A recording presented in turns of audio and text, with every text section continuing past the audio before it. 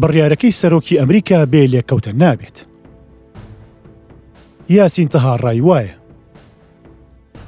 کۆمەڵی ئیخوان موسلیمین واک ڕێخستنێکی سیاسی ئیسلامی هێشوویی ڕۆڵێکی بەرچاوی لە بەرەنگاربوونەوەی بلۆکی سۆڤیەت و سۆشیالیزمدا هەبووە.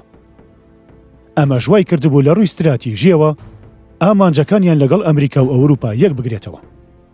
بەڵام لە ئێستادا لەبەر خاتری ئیسرائیل و بەهۆی دۆخی غەزە هەروەها ئەو هەڵمەتەی هاوپەیمانەکانی ئەمریکا، میسر و ئوردن و ئیمارات و سعودیە لە دژیان دەیکەن بۆ پاراستنی خۆیان. هاوکێشەکە گۆڕاوە و تەڕەم بڕیارە ئاڵۆزەکەی بۆ پۆلێنکردنیان لە لیستی تیرۆری ئەمریکادادا.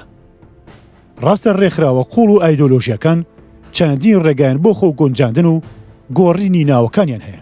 پەکەکە بۆ نمونە. بەڵام ئەم بڕیاری سەرۆکی ئەمریکا بێ لێکەوتە نابێت.